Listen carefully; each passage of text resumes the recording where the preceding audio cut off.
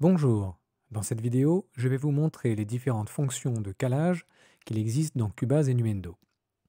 Tout d'abord, il faut décider sur quelle base de temps vous êtes réglé. Ici en bas, vous pouvez vous régler en base de temps de mesure, de seconde, de timecode et un tas d'autres fonctions. Pour commencer, je vais me caler sur la base de temps de mesure.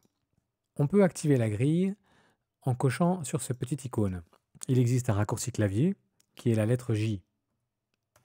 Voilà. Une fois que c'est activé, si vous êtes sur grille et mesure et que vous sélectionnez un événement, il va automatiquement vouloir se caler par mesure. De la même façon, si vous déplacez votre tête de lecture avec la souris, elle va automatiquement se coller sur une mesure. Il existe un raccourci clavier qui est pomme-flèche pour déplacer un événement, ou pomme plus et moins pour déplacer la tête de lecture selon les mêmes valeurs. Si vous changez les mesures en temps, l'événement sera collé temps par temps, etc. Vous pouvez faire la quantification et choisir la quantification qui vous intéresse. Dans ce cas-là, il faudra zoomer pour voir exactement où il se colle, mais ce sera toutes les doubles croches.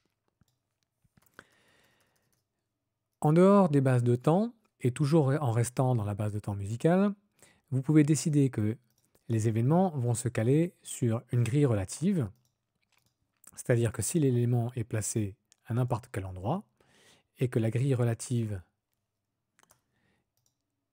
est la mesure, il va se placer l'équivalent d'une mesure avant, mais avec le décalage. On peut voir ici qu'il n'est pas exactement sur une mesure, mais bien sur la mesure 3669, 235 et ici 2468, 235.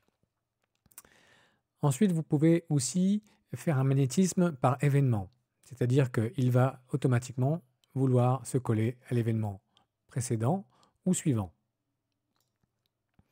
Vous pouvez faire une permutation, donc vous aurez le même magnétisme avant ou après, sauf que quand vous allez arriver sur l'élément, si vous le placez au-dessus, il va automatiquement les inverser. Voilà.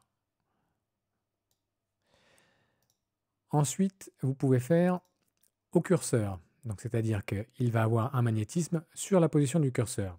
Si votre curseur est placé à n'importe quel endroit entre deux mesures, il va bien se magnétiser là et pas ailleurs.